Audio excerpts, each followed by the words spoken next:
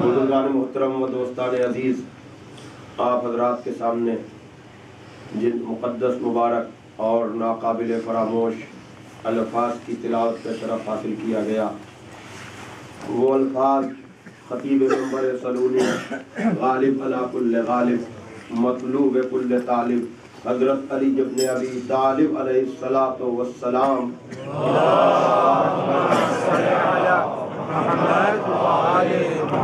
جاری ہونے والے وہ الفاظ ہیں جو نہج البلاغہ کے دوسرے جز کے 27 نمبر کے خط میں جو آپ نے محمد ابن ابی بکر کے نام تحریر کیا، وہاں ارشاد ہو رہا ہے آخری خطبہ میں، خطبے کے آخر میں، کہ ہدایت کا امام اور گمراہی کا امام برابر نہیں ہے، نبی کا دوست اور نبی کا دشمن برابر نہیں ہے۔ عزیزان محترم، ان جملوں کے ذیل میں ہادی اور ہدایت کے حوالے سے ایک مختصر سی گفتگو آپ حضرات کے سامنے کرنی ہے، کیونکہ ابھی مجلس کے بعد ماتم بھی ہوگا اور اس میں جتنا بھی اضافہ ہو، یعنی زیادہ سے زیادہ اس کو وقت دیا جائے تو وہ نوجوانوں کے جذبے کے لیے زیادہ تسکین کا ذریعہ ہوگا۔ میں جلدی سے جلدی اپنی بات کو مکمل کروں گا اور انشاءاللہ آئندہ جو مجالس یہاں ہوں گی، یعنی قصر ابو طالب میں، وہاں میں اس موضوع کے حوالے سے گفتگو کروں گا۔ پروردگار عالم نے ہدایت کا انتظام اپنے ذمہ لیا، اس لیے کہ پروردگار جسے ہادی بناتا ہے اسے پھر بدلتا نہیں ہے۔ ہم جن لوگوں کو بناتے ہیں، آج بناتے ہیں، کل انہیں ہٹانا پڑ جاتا ہے، اس کی بہت سی مجبوریاں ہوتی ہیں، لیکن خدا جسے بناتا ہے پھر بنانے کے بعد ہٹاتا نہیں ہے۔ اور ان ہادیوں کی ذمہ داری بھی پروردگار عالم نے لی ہے، اور ہدایت ایک ایسی چیز ہے کہ جس کے لیے ہم نمازوں میں 10 مرتبہ کم سے کم اس طرف متوجہ ہوتے ہیں۔ سورہ حمد میں جہاں یہ کہا جاتا ہے کہ اہدنا الصراط المستقیم، اے پروردگار ہمیں صراط مستقیم کی ہدایت فرما، تو اس سے اندازہ ہوتا ہے کہ گمراہ کرنے والے کتنے زیادہ ہیں، گمراہ کرنے والوں کے امام کتنے زیادہ ہیں، کہ ضرورت محسوس کی جا رہی ہے کہ نمازوں میں 10 مرتبہ یہ دعا کی جائے کہ پروردگار ہمیں سیدھے راستے پر قائم رکھ۔ یعنی خالی سیدھے راستے پر آنا مسئلہ نہیں ہے، بلکہ سیدھے راستے پر مرنا مسئلہ ہے۔ توجہ فرمائیے گا، ورنہ اگر یہ بات نہ ہوتی تو قرآن کا اور بھی کوئی سورہ جو ہے اس طرح سے پڑھا جاتا، اسے واجب کیا جاتا، لیکن اس کا محور و مرکز وہی ہے، اس لیے کہ تعریفیں اللہ کی کس لیے ہو رہی ہیں، اس کی حمد کس لیے بیان ہو رہی ہے، اس کی رحمانیت اور رحیمیت کا ذکر کس لیے ہو رہا ہے، اس لیے کہ ساری منزلوں سے گزرنے کے بعد بندہ اپنے مطلب کی بات کر رہا ہے کہ پروردگار تعریفیں تیرے لیے ہیں، رحمان تو ہے، رحیم تو ہے، مالک یوم الدین تو ہے، تو میرے اوپر بھی نظر رکھ کہ مجھ کو سیدھے راستے پر قائم و برقرار رکھ۔ یہ سیدھے راستے کی قید بتا رہی ہے کہ راستہ ایک نہیں ہے، ورنہ سیدھے کی قید نہ ہوتی۔ اس کا مطلب یہ ہے کہ راستے مختلف ہیں، تو اب لوگوں کو متوجہ رہنا چاہیے کہ خالی راستے پر آنا کافی نہیں ہے، سیدھا راستہ بھی ضروری ہے۔ صلوات دیجیے آپ ذرا محمد وآل محمد پر۔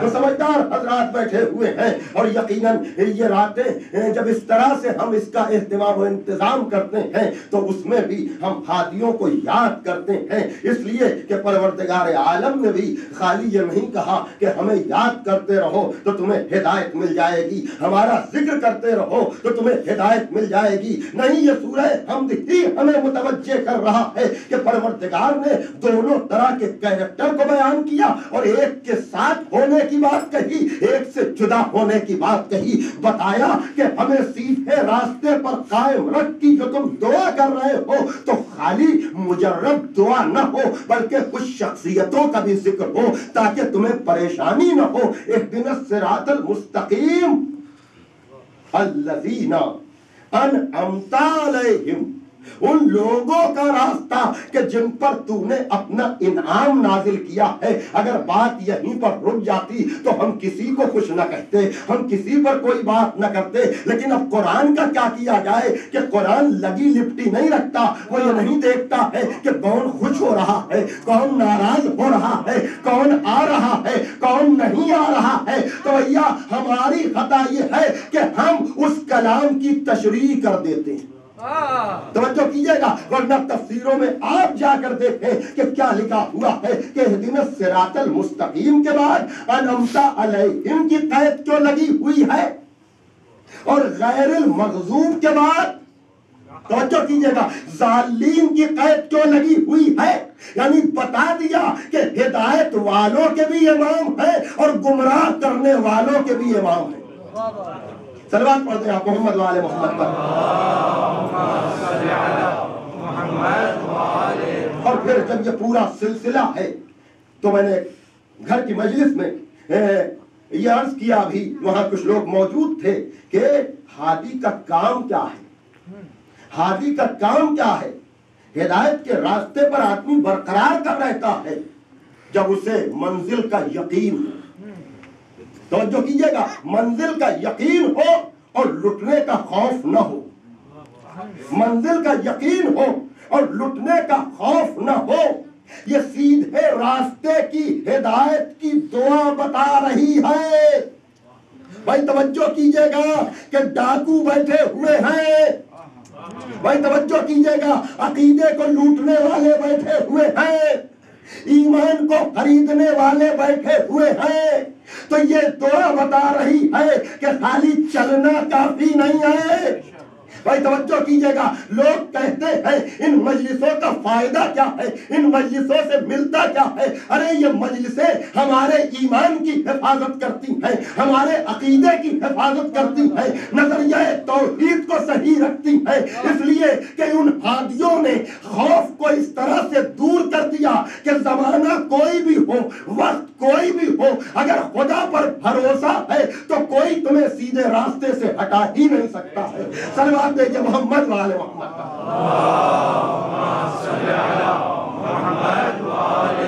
اور پھر ان ہادیوں میں جب کوئی شب عزا آتی ہے, جب کوئی رات میں جاگنے کی بات آتی ہے, تو ہمیں ان ہادیوں میں ایک ہادی ایسا بھی نظر آتا ہے جو رحمت للعالمین کا بھی محافظ ہے.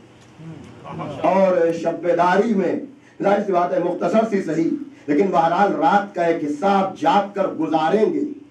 جب بھی ہدایت کے حوالے سے یا عبادت کے حوالے سے جاگنے کی منزل آتی ہے تو ہمیں جناب ابو طالب یاد آتے ہیں. بھائی توجہ کیجئے گا, ہمیں جناب ابو طالب یاد آتے ہیں. راتوں کو جاگنے کا سلیقہ اور طریقہ ہمیں جناب ابو طالب نے دیا ہے. بھائی توجہ کیجئے گا, پیغمبر اسلام کی حفاظت کے لیے یہ جو ساری رات اپنے بیٹوں کے بستر بدلا کرتے تھے, اس کام میں جاگنا بھی پڑتا ہے. بھائی توجہ کیجئے گا, اس کام میں جاگنا بھی پڑتا ہے. تو مقام فضیلت میں جب ہم شب بیداری کو یاد کرتے ہیں تو ہمیں جناب ابو طالب یاد آتے ہیں, جس کے لیے علامہ رشید ترابی مرحوم نے عجب طرح کا خراج عقیدت پیش کیا. اس لیے کہ ایمان ابو طالب تو بہت پڑھا اور سنا جاتا ہے, لیکن کبھی فضیلت ابو طالب بھی تو سنیے.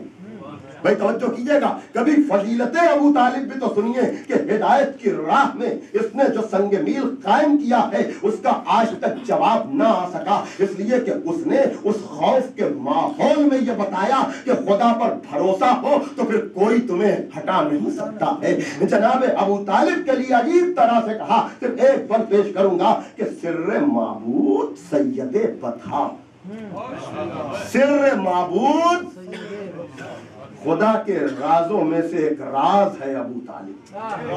سر معبود سید بطحا, ناز یاسین حرمت طٰہٰ.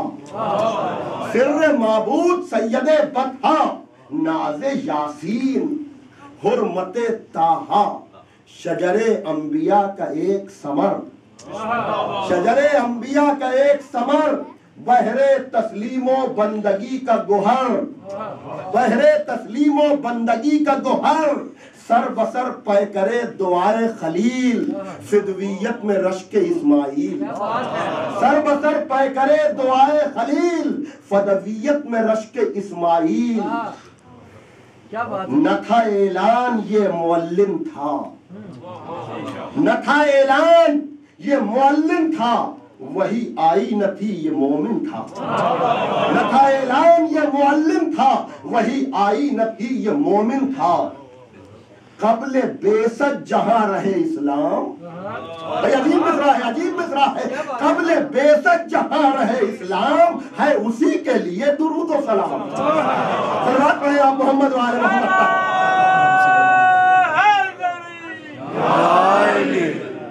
اب بہرحال آپ نے اتنی خوبصورتی سے اتنی طویل پیشانی کے بعد اس بند کو سنا ہے تو میں ایک بند کا اور اضافہ کر رہا ہوں عزیزان محترم، اور وہ یہ ہے کہ جس کا ہر لفظ جان ایما کی،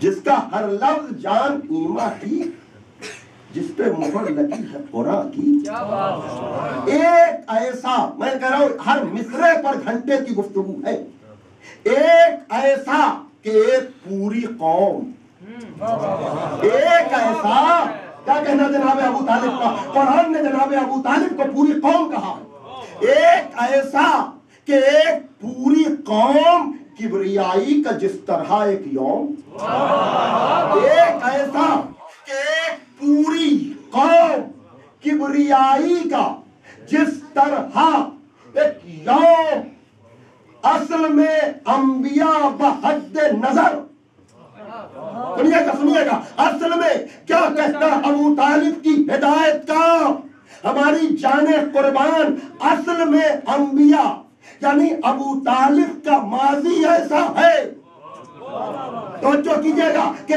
انبیاء ہی انبیاء ہیں نسل میں، اصل میں انبیاء بحد نظر، نسل میں حشر تک یہی کوثر،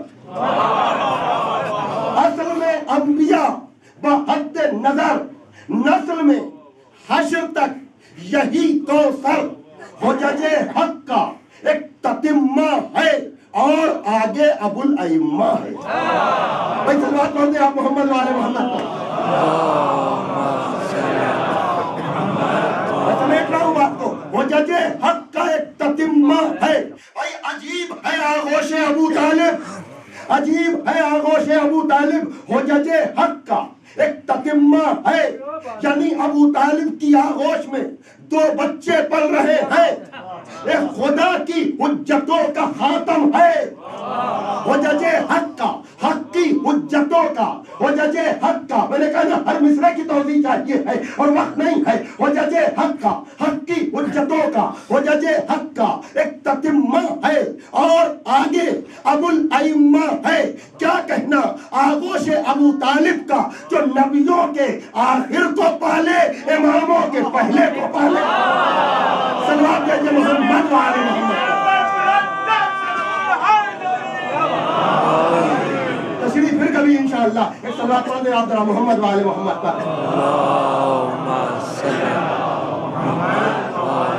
یہ میں نے عمدن یہ بند جو شامل کیا ہے یہ اس لیے کہ اس سے قبل کی مجلس میں نے جو باتیں عرض کی تھی اس کا خلاصہ یہ ہے کہ ہادی کا کام یہ ہے کہ ہدایت پانے والوں کے دلوں سے خوف کو دور کرے۔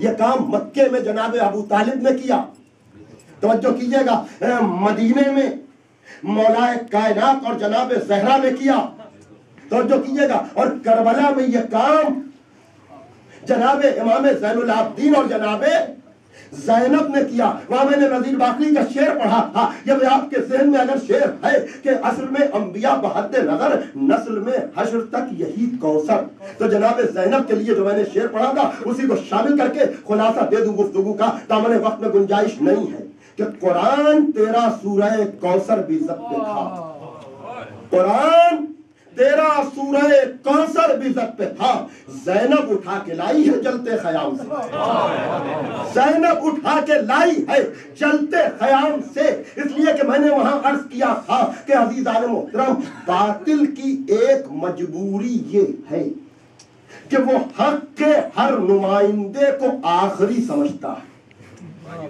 بھائی توجہ کیجئے گا، باطل کی مجبوری یہ ہے کہ وہ حق کے ہر نمائندے کو آخری سمجھتا ہے، یا تو ختم کرنا چاہتا ہے یا اس کے مرنے کا انتظار کرتا ہے، لیکن اسے پتہ ہی نہیں ہوتا، بھائی توجہ کیجئے گا، اسے پتہ ہی نہیں ہوتا کہ ہادی کے بعد ہادی ہے، رہبر کے بعد رہبر ہے، توجہ کیجئے گا، ہادی کے بعد ہادی ہے، رہبر کے بعد رہبر ہے۔ یہی وجہ ہے کہ مولا کائنات نے جس سلسلے کو آگے بڑھایا اور نام تک سے دشمنی ہو گئی لوگوں کو، نام تک سے دشمنی ہو گئی لوگوں کو، لیکن امام حسین نے کہا ہم اس کا جواب یوں دیں گے کہ اپنے تینوں بیٹوں کے نام علی رکھیں گے، توجہ کیجئے گا، اپنے تینوں بیٹوں کے نام علی رکھیں گے، علی ابن الحسین امام زین العابدین، علی الاکبر 18 برس کے جوان، علی الاصغر،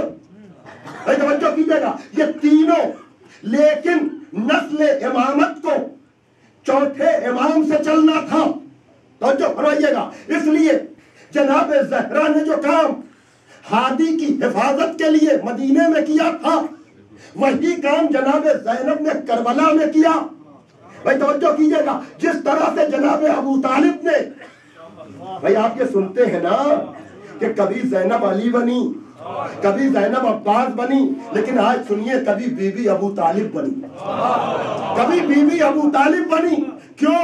اس لیے کہ ابو طالب کی آغوش میں نبیوں کا آخر پلا، اماموں کا پہلا پلا، اگر 20 سے امام زین العابدین نہ ہوتے، توجہ کیجئے گا، تو خدا نے جو یہ کہا کہ اِنَّا آتَيْنَاكَ الْكَوْثَرَ، ہم نے تمہیں کوثر عطا کیا، اس میں بریک آ جاتا، اور بریک آ جاتا تو خدا کا وعدہ پورا نہ ہوتا۔ اللہ اکبر، عظمت جناب زینب کہ عطا کا وعدہ کرے خدا، کام کرے جناب زینب۔ ارے صلی اللہ علیہ محمد و آل محمد۔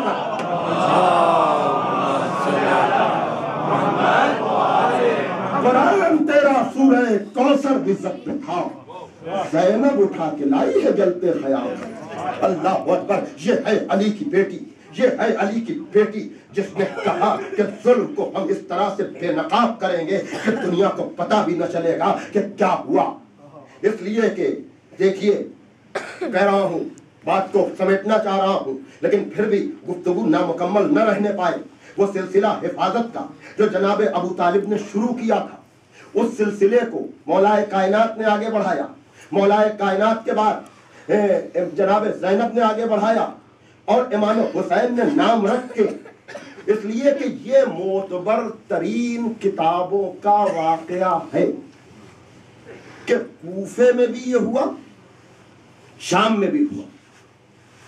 آپ کو اپنے اوپر ذرا سا کنٹرول کرنا ہے، اس لیے کہ اس حوالے سے مجلس پڑھنا کبھی کبھی مشکل ہو جاتا ہے، اس لیے کہ ہر لمحہ مصائب کی دعوت دیتا ہے، لیکن یہاں بھی تو سمجھنا تو ہے نا کہ جب تعارف ہوا ہے چوتھے امام کا، کوفے میں بھی اور شام میں بھی، تو یہ ایک آگے یہ علی ابن الحسین ہے، تو دونوں جگہ حاکموں پر جو ریئیکشن ہوا، اس لیے کہ ہم تو واقعات کی شکل میں سن کے کربلا کو گزر جاتے ہیں، لیکن جو اتنا بڑا جرم کر رہا ہو کہ وارث انبیاء کو قتل کر رہا، توجہ کیجئے گا، اور اپنے سارے بدلے نکالنا چاہ رہا ہو، وہاں جنگ واقعہ نہیں تھی، خالی ایک ایک چیز کے لیے سازش تھی۔ تو جب رپورٹر کی رپورٹ پہنچی تھی کہ علی ابن الحسین مار دیے گئے، تو ابن زیاد بھی مطمئن ہوا، بھائی توجہ فرمائیے گا، کہ ہادیوں کا سلسلہ ختم، اس لیے کہ ان کو بہرحال اتنا پتا تھا کہ امامت نسل حسین میں جائے گی، توجہ کیجئے گا، تو یہ سمجھ رہے تھے، لیکن کوفے میں بھی اور شام میں بھی جیسے ہی ابن زیاد اور یزید نے کہا کہ میرے پاس تو رپورٹ یہ آئی ہے کہ علی مار دیے گئے، ویسے ہی چوتھے امام نے کہا وہ میرا دوسرا بھائی تھا۔ بھائی توجہ کیجئے گا، گویا کے دربار یزید میں جا کر امام زین العابدین نے یہ چیلنج کیا کہ اے یزید، یہ تیری غلط فہمی ہے جو تیرے باپ کی بھی تھی، تیرے دادا کی بھی تھی، کہ تو ہادیوں کے سلسلے کو ختم کر دے گا، یہ معجزہ نہیں ہے تو اور کیا ہے کہ کربلا میں قیامت گزر گئی لیکن حسین کا بیٹا خود یزید سے حساب کرنے کے لیے اس کے دربار میں پہنچ گیا۔ سلوات پڑھیں آپ ذرا محمد آل محمد کا۔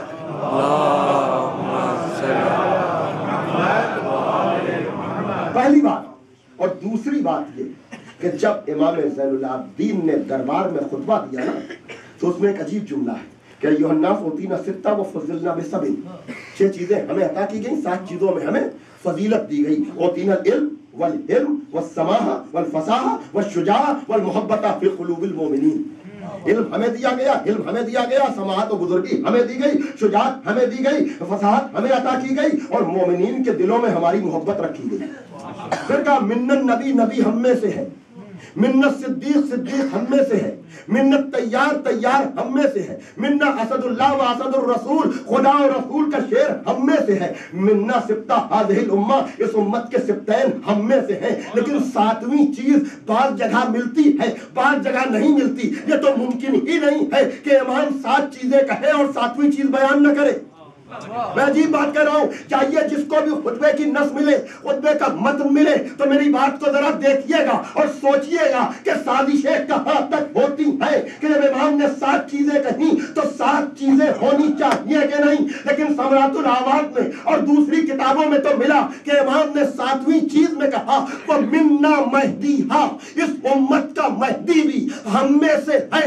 گویا کہ چوتھے امام نے ظلم کے سارے سلسلے کو شام میں جا کر بے نقاب کیا کہ او یزید تو ہمیں کیا مٹائے گا، ہم تو بچ کر آ گئے، لیکن تیرے جیسے سارے باطل خداؤں کو پتا ہونا چاہیے کہ اس امت کا مہدی بھی ہم میں سے ہے۔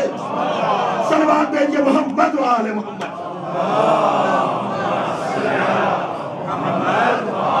کہنے کا مطلب یہ ہے کہ اس وقت بھی کوئی آدمی کچھ کہے تو یہ سوچ کر کے وارث پردے میں ہے۔ عزاداری کا سلسلہ یتیمی کا سلسلہ نہیں ہے کہ جو چاہے بول دے، جو چاہے کہہ دے۔ توجہ کر رہے ہیں کہ نہیں؟ وارث غم پردے میں بیٹھا ہوا ہے اور تلوار اس کے ہاتھ میں ہے۔ تو حسین کے معاملے میں کچھ کہنے سے پہلے، اور یہ میں خالی نہیں کہہ رہا ہوں، ایران کے مشہور و معروف مرجع تخلیق آیت اللہ العظمی وحید خراسانی داماد اللہ العالی نے جب یہ کچھ آوازیں سنی لوگوں کی کہ زور سے رونے کا کوئی مطلب نہیں ہے، تو انہوں نے کہا اچھا آپ بولنے لگے۔ کہا رئیس مذہب تو کہیں، امام جعفر صادق تو زور سے رونے کی تاکید کریں، اور آپ جن سے نسبت میں عزت پاتے ہیں آپ کو زور سے رونا سمجھ میں نہیں آتا۔ تو اگر قم کی سرزمین سے اس مرجع عالی قدر کی یہ آواز اٹھی ہے تو اس کا مطلب یہ ہے کہ عزاداری کی حفاظت کی فکر بھی، میں کیا کہہ رہا ہوں توجہ فرمائیے گا، ہر طرح کے لوگ ہر زمانے میں رہے ہیں، ریفارم کرنے کے نام پر، اصلاح کرنے کے نام پر کہ کوئی تبدیلی اور تغیر ہو جائے۔ لیکن میں بڑے ادب کے ساتھ عرض کروں گا، بزرگ حضرات بیٹھے ہوئے ہیں کہ آپ کو آپ کے بزرگوں سے جو ملا ہے وہ نسلوں تک منتقل کرنے میں خیانت نہ کیجیے گا۔ میں کیا کہہ رہا ہوں توجہ فرمائیے گا، کہیں ایسا نہ ہو کہ آپ کا تو سب کچھ ٹھیک رہا ہو لیکن آنے والی نسلیں ترقی کے نام پر، دوسری باتوں کے نام پر اس تقدس سے محروم ہو جائے جو آپ کو بزرگوں سے ملا ہے، اس لیے کہ یہ ماں کی آغوش سے آتا ہے۔ سب مل کے نعرہ حیدری۔ دیوانے نہیں ہیں کہ جو اتنی رات میں یہاں پر جمع ہو کر کے اس طرح سے غم منا رہے ہیں، نہیں، اگر حسین کی کوئی قربانی ہے اور حسین کی قربانی کی کوئی افادیت اور اہمیت ہے تو سمجھنا پڑے گا کہ تمنائے زہرا کیا ہے۔ بھئی میں بنیادی باتوں کو دہرانے میں کوئی تکلف سے کام نہیں لیتا ہوں، میں نے اس سے پہلے بھی عرض کیا، پھر کہہ رہا ہوں کہ چاہیے آپ جا کر دیکھیے کہ آپ کی دینی معلومات کا ذریعہ، دینی معلومات فراہم ہونے کا بڑا ذریعہ کیا فرش ادا نہیں ہے؟ بھائی توجہ کیجئے گا، ہر آدمی جا کر دیکھے تو یہ ذریعہ اسی وقت تک معتبر رہے گا جب تک اس کے تقدس کو برقرار رکھا جائے گا۔ زندگی میں ساعتیں جب خوبصورت آ گئیں، زندگی میں ساعتیں جب خوبصورت آ گئیں، اوڑھ کر شال عزا خاتون جنت آ گئیں۔ زندگی میں ساعتیں جب خوبصورت آ گئیں، اوڑھ کر شال عزا خاتون جنت آ گئیں۔ کیا کہنا جناب زہرا کے سوال کا، یہ نہیں کہا کہ بابا کیا اسماعیل کی طرح سے میرا بیٹا بچ نہیں سکتا؟ ماضی کی تاریخ تھی، کہہ سکتی تھی، بلکہ یہ کہا کہ میرے لال کو روئے گا کون؟ تو یہ جو خدا کی کنیز خاص ہے، اگر یہ اس کی خواہش اور تمنا ہے تو ہمیں سمجھنا پڑے گا کہ اس کی افادیت کو ہم آسانی سے سمجھ نہیں سکتے، اس لیے کہ یہ فرش کی تمنا، رونے والوں کی تمنا اگر ماں نے کی ہے، جو مرکز و محور عصمت ہے، جس کے ذریعے سے سردار انبیاء پہچانا جائے، جس کے ذریعے سے سردار اولیاء پہچانا جائے، جس کے ذریعے سے جوانان جنت کے سردار پہچانے جائیں، تو اگر وہ یہ تمنا کرے گی کہ میرے لال کا ماتم کون کرے گا، تو اس کی مرکزیت کو ہم اور آپ سمجھ نہیں سکتے کہ بنا میں عزا آؤ اور دین کا پیغام سن کے جاؤ۔ توجہ فرمائی آپ نے، بنا میں عزا آؤ اور دین کا پیغام سن کر جاؤ۔ اس لیے کہ آپ مجھے بتائیں، اور کوئی کنڈولنس کی کیا ایسی کوئی میٹنگ ہوتی ہے کہ ہو تو تعزیت کے لیے لیکن فائدے ہر طرح کے حاصل کیے جائیں؟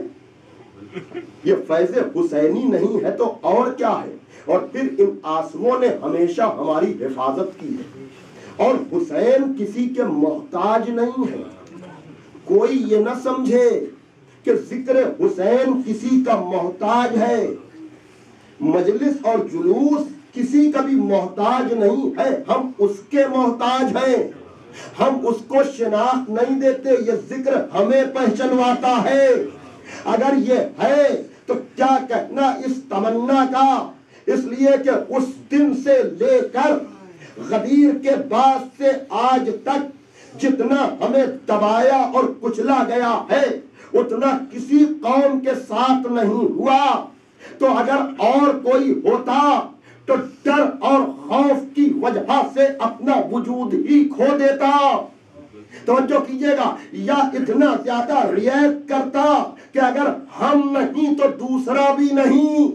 کیا کہنا اس عزاداری کا جو ہمیں بیلنس کیے ہوئے ہے، نہ ہمیں مٹنے دیتی ہے، نہ ہمیں باغی بننے دیتی ہے، اس لیے کہ یہ آنسو ہے جو بنام حسین نکل کے ہمارے پورے دین کو بچائے ہوئے ہیں۔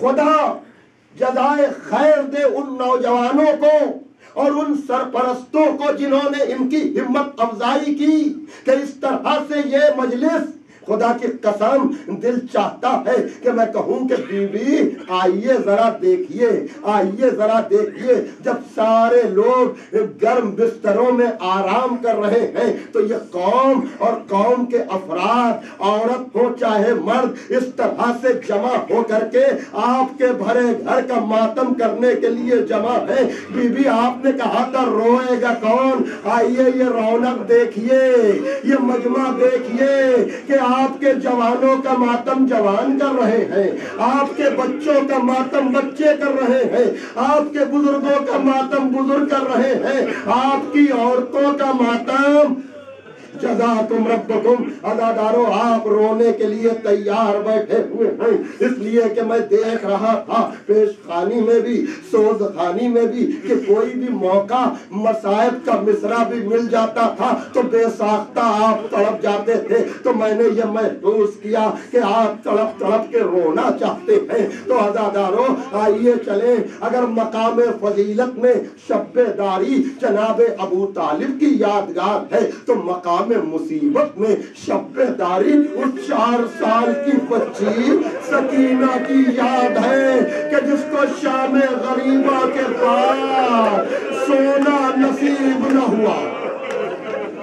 ہاں آپ نے گریہ تو سوچخانی میں بھی کیا, آپ گریہ تو ماتم میں بھی کریں گے, لیکن یہ مصائب ماتم کے بڑھنے کا ذریعہ بنیں گے. آپ میرے پڑھنے کا انتظار نہ کریں. ہاں دادارو, میں نے کہا نا, اس لیے کہ کیا کہا تھا کہ بابا آپ جائیں گے تو میں کہاں سنوں گی, نیند آئے گی جب آپ کی بو پاؤں گی بابا, میں رات کو مقتل میں چلی آؤں گی بابا.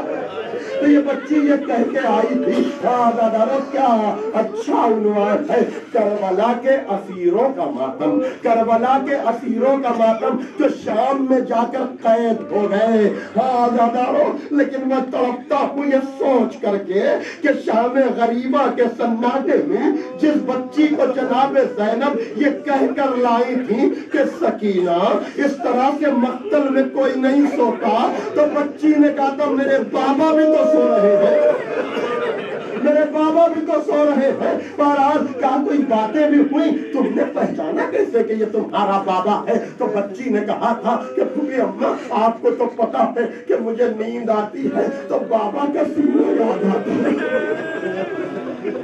جب تھکنے کے بعد مجھے نیند نے ستایا تو پھوپھی اماں میں بابا کو ڈھونڈتی ہوئی چلی, مجھے پتا نہیں چل پا رہا تھا کہ میرا بابا کہاں ہے. اس لاش بے سر سے آواز آئی, الیہ الیہ, ادھر آ سکینہ ادھر آ. پھوپھی اماں میں نے بابا کو پورا حال بتا دیا. بابا کی گردن سے ایک آواز آ رہی تھی, اے میرے چاہنے والوں, اگر کربلا میں ہوتے تو دیکھتے میں اپنے بچے کے لیے کیسے پانی. روئیے روئیے, انتظار نہ کیجیے پڑھنے کا. جزاکم ربکم. دادارو, اور پھر وہی بات کہ امام نے حدیث, چھٹے امام کی خواہش معلوم ہے کیا ہے کہ خدا ان آوازوں پہ رحمت نازل کرے.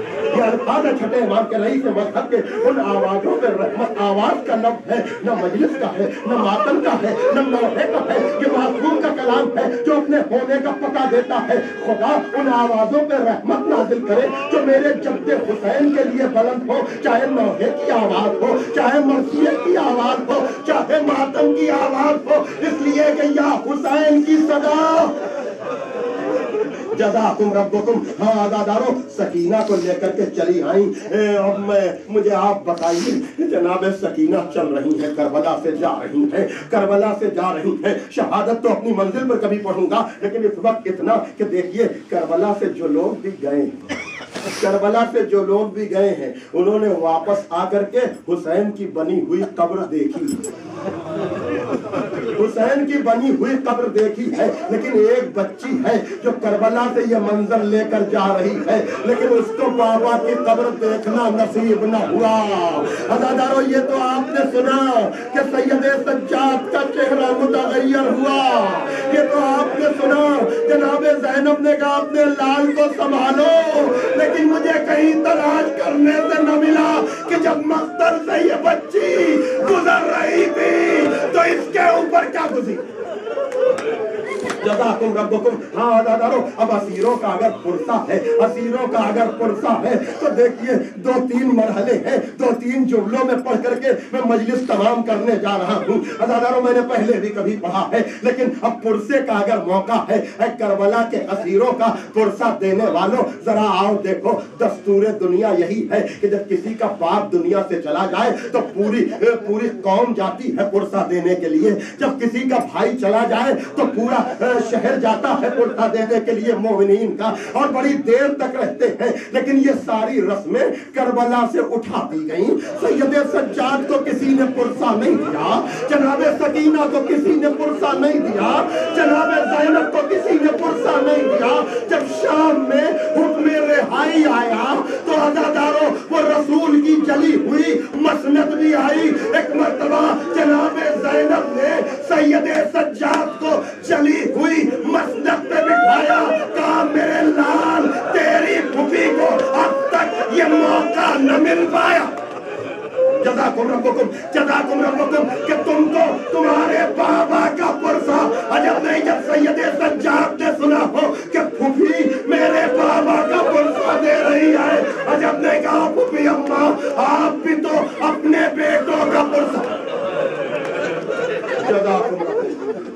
रज़ाकुम रब्बुकुम। आपकी आवाज़ें बुलंद, आपकी आवाज़ें बुलंद है। अदादारों, बहुत याद आई होगी सकीना की, बहुत याद आई होगी सकीना की, जो जी भर कर मातम न कर सकी। कहा होगा सकीना आओ बाबा का मातम कर लो, सकीना आओ चचा अब्बास का सर ले लो, सकीना आओ अली अकबर को प्यार कर लो। लेकिन अदादारों, सकीना की आवाज ना आई। जब सकीना की आवाज ना आई तो चादर लेकर जनाबे ज़ैनब चली। अदादारों, कब्रे सकीना पे चादर। आखिरी जुमला, कुर्से के लिए आए हैं ना, कुर्से के लिए आए हैं ना। हाँ हाँ, अभी मातम करेंगे आप। देखिए करबला में क्या हुआ था, बनी असद के बच्चों को बुलाया था कि तुम आना हमारे लाशों पे खाक डाल देना, औरतों को बुलाया था कि तुम आना हमारे दफन का इंतजाम कर देना, मर्दों को गैरत दिलाना। तो जो काम करबला में हुसैन ने किया, मेरा दिल कहता है कि वही काम शाम में जनाबे ज़ैनब ने किया होगा। शाम की औरतों को बुलाया होगा और कहा होगा, मैं अपनी एक अमानत तुम्हारे शहर में छोड़े जा रही हूँ। अगर मुझे करबला जाना न होता, अगर मुझे मदीना जाना न होता तो मैं अपनी बच्ची को तन्हा न छोड़ती। मैं वापस तो आऊंगी, लेकिन जब तक मैं वापस न आऊं, मेरी बच्ची की कब्र पर शमा जलाती रहना, इसलिए कि इसको इसके बाबा का सीना न मिला। वाह सकीना, वाह ज़ैनबा, वाह अब्बासा। अल्लाह अल्लाह।